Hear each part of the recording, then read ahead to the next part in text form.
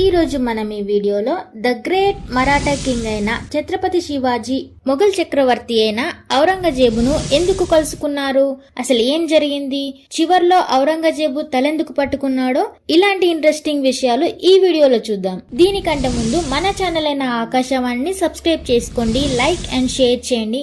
మీరు చేసే subscribe, like and share మాకు మరిన్ని వీడియోస్ చేయడానికి మోటివేషన్ గా ఉంటుంది. అదేవిధంగా డిస్క్రిప్షన్ లో ఇన్స్టాగ్రామ్ లింక్ ఉంచాను, ఫాలో చేయండి.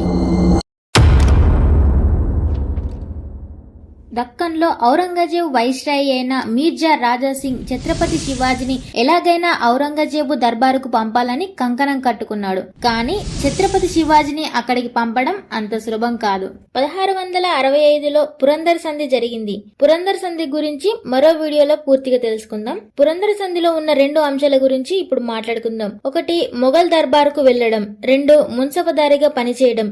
ఈ రెండింటిని శివాజీ తీవ్రంగా వ్యతిరేకించాడు. ఇలా ఈ రెండు అంశాలను వ్యతిరేకించడానికి గల కారణం ఔరంగజేబు మీద నమ్మకం లేకపోవడం. తన మాట నెగ్గించుకోవడం కోసం ఔరంగజేబు ఎంతకైనా తెగిస్తాడు అని శివాజీకి తెలుసు.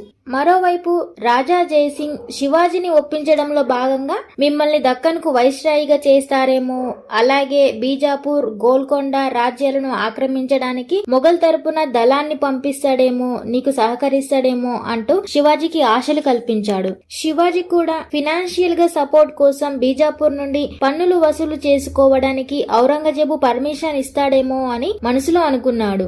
దాంతో శివాజీ ఆగ్రా వెళ్లాలనుకున్నాడు. దానిలో భాగంగానే ఒక దర్బార్ని ఏర్పాటు చేశాడు. తన మంత్రులతో కూర్చొని చర్చించాడు. ఆ తర్వాత ఆగ్రా వెళ్లడం మంచిదని భావించాడు.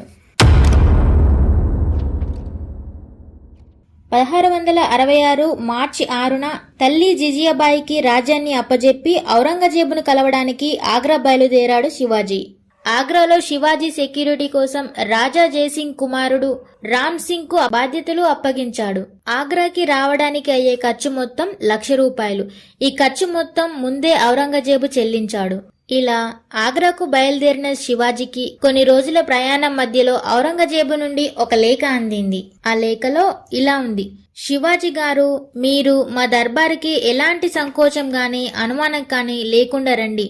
మీకు అన్ని రకాల రాచమర్యాదలు జరుగుతాయి. ఎంతో గౌరవంగా చూసుకుంటాము. ఎంత గౌరవంగా చూసుకుంటామో అంతే గౌరవంగా తిరిగి మీ రాజ్యానికి పంపిస్తాం అని, దాంతో పాటు కలాత్ అంటే ఖరీదైన బట్టలు కూడా పంపుతున్నాను అని లేఖలో ఉంది. శివాజీ 2 నెలల ప్రయాణం తర్వాత 1666 మే 9న ఆగ్రా బార్డర్ కి చేరుకున్నాడు. అక్కడే ఔరంగజేబు దర్బార్ ఉంది. మే 12న శివాజీ ఔరంగజేబు దర్బారుకు వెళ్లాడు.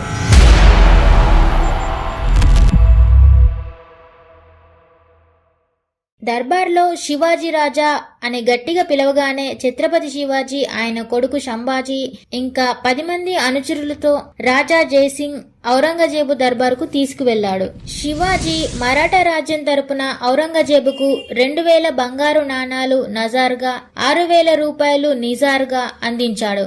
శివాజీ ఔరంగజేబు సింహాసనం దగ్గరకు వెళ్లి ఆయనకు 3 సార్లు సలాం చేశాడు. ఒక్క క్షణం పాటు సభ అంతా నిశ్శబ్దం అలుముకుంది. ఔరంగజేబు తల ఊపి శివాజీ బహుమతులు స్వీకరించాడు. ఆ తరువాత ఔరంగజేబు ఒక సహాయకుడిని పిలిచి చెవిలో ఏదో చెప్పాడు. వెంటనే అతను శివాజీని తీసుకుని అక్కడే ఉన్న మున్సబదారుల కోసం ఏర్పాటు చేసిన వరుసలో వెళ్లాడు. సభ ఎప్పటిలానే నడుస్తుంది. మరోవైపు శివాజీ మనసులో తనకు సరైన గౌరవం లభించలేదని భావించాడు.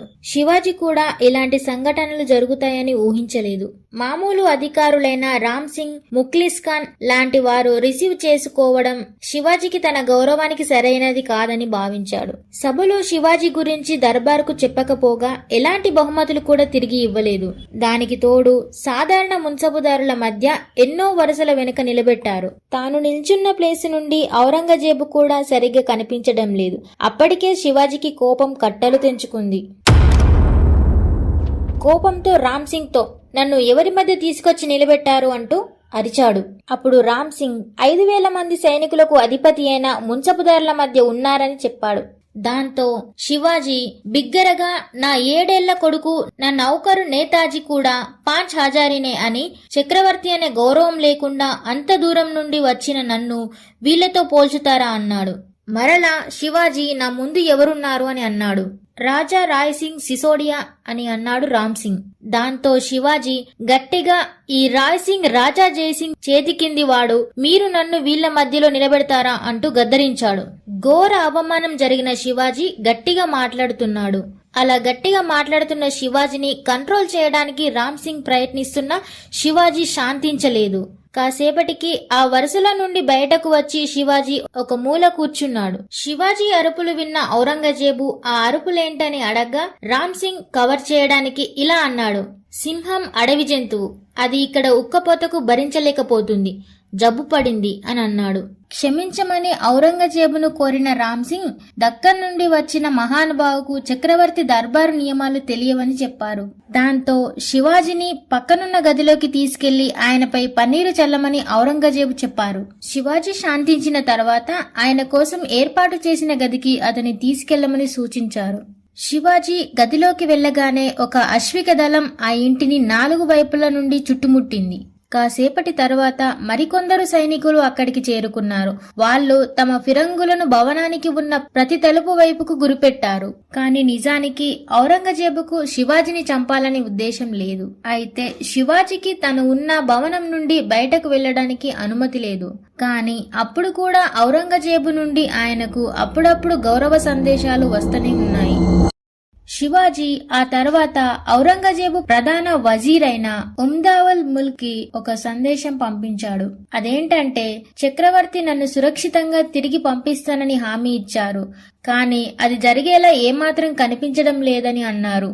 తనను చంపడానికి తగిన సాకు కోసం ఔరంగజేబు వేచి చూస్తున్నాడని, కోపంలో ఏదైనా చేసేలా తనను మెల్లమెల్లగా రెచ్చగొట్టాలనుకుంటున్నాడని శివాజీకి అర్థమైంది. భవనంలో బందీలా ఉన్న శివాజీపై నిఘా పెట్టిన సైనికులకు ఆయన ప్రవర్తనలో హఠాత్తుగా మార్పు అనిపించింది.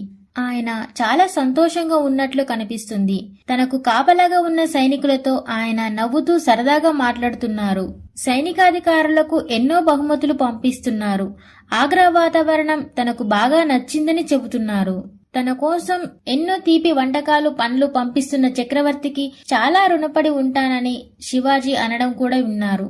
ఔరంగజేబు గూఢాచారులు ఆయనపై రాత్రింబవళ్లు నిఘా పెడుతూనే ఉన్నారు. శివాజీ ప్రస్తుతం చాలా సంతృప్తిగా కనిపిస్తున్నారని వాళ్ళు తమ చక్రవర్తికి ఒక సందేశం కూడా పంపించారు. ఔరంగజేబుకు మరింత నమ్మకం కలిగేలా తన తల్లి, భార్య కూడా తన దగ్గరకు వచ్చి ఉండడానికి అనుమతిస్తారా అని శివాజీ చక్రవర్తికి ఒక సందేశం పంపాడు. ఔరంగజేబు దానికి సరే అన్నారు. తమ ఇంటి ఆడవాళ్లను బందీలుగా చేసే వ్యక్తి ఎప్పటికీ పారిపోయే సాహసం చేయడని ఔరంగజేబుకు మనసులో అనిపించింది. కాని చక్రవర్తి అనుమతి లభించినా శివాజీ కుటుంబంలోని మహిళలు ఆగ్రాకు రాలేదన్నది వాస్తవం. బహుశా ఆ ప్రాంతంలో భారీ వర్షాల వల్ల వాళ్ళు అంత సుదీర్ఘ ప్రయాణం చేయలేకపోయారని ఒక కారణంగా చెబుతారు. కొన్ని రోజుల తర్వాత శివాజీ తనతో పాటు వచ్చిన సైనికులను తిరిగి పంపించేశాడు. దానితో ఔరంగజేబు చాలా సంతోషపడ్డాడు. శివాజీ అనారోగ్యంతో ఉన్నాడని సాకు చెప్పాడు. బయట కాపలా ఉన్న మొఘల్ సైనికులకు ఆయన మూలుగులు కూడా వినిపిస్తున్నాయి. శివాజీ తన ఆరోగ్యం కుదుటపడాలని ఆయన ఇంటి బయట బ్రాహ్మణులకు, సన్యాసులకు ప్రతి సాయంత్రం బుట్టల్లో మిఠాయిలు, పళ్ళు కూడా పంపించేవారు. బయట కాపలా కాస్తున్న సైనికులు కొన్ని రోజులు బయట వెళ్తున్న బుట్టలను తనిఖీ చేశారు. తరువాత వాళ్ళు వాటిని పట్టించుకోవడం మానేశారు. 1666 ఆగస్టు 19న శివాజీ బయట ఉన్న సైనికులకు తనకు చాలా అనారోగ్యంగా ఉన్నట్టు, పడుకున్నట్టు తెలిసేలా చేశారు. తన విశ్రాంతికి భంగం కలిగించవద్దని, ఎవరిని లోపలికి పంపించవద్దని చెప్పించారు.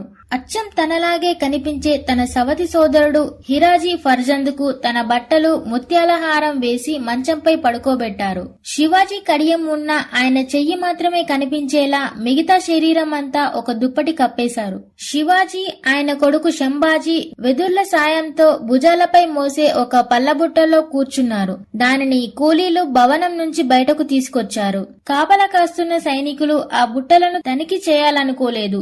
కూలీలు ఆ బుట్టలను నగరంలో నిర్మానుషంగా ఉన్న వీధుల్లోంచి తీసుకెళ్లారు. బయట చేరుకున్న తర్వాత కూలీలను తిరిగి పంపించేశారు. శివాజీ, ఆయన కొడుకు బుట్టల్లోంచి బయటకొచ్చి ఆగ్రా నుంచి 6 మైళ్ల దూరంలో ఒక గ్రామంలో చేరుకున్నారు. అక్కడ ఆయన ప్రధాన న్యాయమూర్తి నీర్జీ రావుజీ వాళ్ళ కోసం ఎదురు చూస్తున్నారు. హిరాజీ ఫర్జాంద్ రాత్రంతా తర్వాత రోజు మధ్యాహ్నం వరకు అలా పడుకునే ఉన్నారు. గదిలోకి తొంగి చూసిన సైనికులకు ఆయన చేతికున్న శివాజీ బంగారు కడియం కనిపించేది. దాంతో ఆయన అక్కడే పడుకున్నారని అనుకునేవారు. నేలపై కూర్చున్న మరో వ్యక్తి ఆయనకు మాలిష్ చేయడం కనిపించేది. సుమారు 3 గంటల సమయంలో హిరాజీ ఒక నౌకరుతో కలిసి ఆ ఇంటి నుంచి బయటపడ్డాడు. వెళ్తూ వెళ్తూ గట్టిగా అరవకండి, శివాజీకి ఆరోగ్యం సరిగ్గా లేదు, ఆయనకు వైద్యం జరుగుతోందని చెప్పారు. కాసేపటికి శివాజీ గదిలో నుండి ఎలాంటి శబ్దాలు రాకపోవడంతో సైనికులకు సందేహం వచ్చింది. లోపలికి వెళ్లి చూస్తే అక్కడ ఎవరూ లేరు. వారు ఆ విషయం మొదట తమ నాయకుడు ఫలాద్ ఖాన్ కు చెప్పారు. షాక్ అయిన ఫలాద్ ఖాన్ ఔరంగజేబు దగ్గరికి వెళ్లి ఆయన కాళ్లపై పడిపోయి, అంతా మాయా, శివాజీ అదృశ్యమైపోయాడు, ఆయన గాల్లో ఎగిరెళ్లారో లేక ఆయన్ని భూమి మింగేసిందో నాకు తెలియడం లేదు అని అన్నాడు. అది వినగానే ఔరంగజేబుకు కూడా చెమటలు పట్టాయి. తన 2 చేతులతో తల పట్టుకున్న ఆయన చాలాసేపటి వరకు అలాగే కూర్చుండిపోయారు. వెంటనే తన సైనికులను శివాజీ కోసం వెతికించారు. అధికారులను పరుగులు పెట్టించారు. కాని వారందరూ వట్టి చేతులతో వెనక్కి వచ్చారు. శివాజీ తెలివిగా మహారాష్ట్ర చేరుకోవడానికి వేరే మార్గాన్ని ఎంచుకున్నాడు. శివాజీ తనను బంధించి ఉంచిన గదిల నుండి బయటకు వచ్చిన తర్వాత 6 గంటల్లోనే మధురాకి చేరుకున్నాడు. ఆ మధురాలోనే శివాజీ తన జుట్టు, గడ్డం, మీసాలు తీయించుకున్నాడు. ఒక సామాన్యుడి వేషంలో కాషాయ బట్టలు ధరించాడు. డిసెంబర్లో ఒక ఉదయం శివాజీ తల్లి జిజియాబాయి తన గదిలో ఒంటరిగా కూర్చుని ఉన్నప్పుడు ఆమె సేవకుడు లోపలికి వచ్చాడు. అమ్మా, ఒక సన్యాసి మిమ్మల్ని కలవాలని అనుకుంటున్నారని చెప్పారు. ఆమె ఆయన్ని లోపలికి పంపించమని చెప్పారు. ఆ సన్యాసి లోపలికి రాగానే జిజియాబాయి కాళ్లకు నమస్కరించాడు. ఆమె ఆయనతో సాధువులు వేరే వారి కాళ్లపై ఎప్పటి నుండి పడుతున్నారని అన్నారు. జిజియాబాయి తన చేతులతో పైకి లేపి ఆ సాధువు ముఖం చూడగానే గట్టిగా శివాబా అని అరిచారు.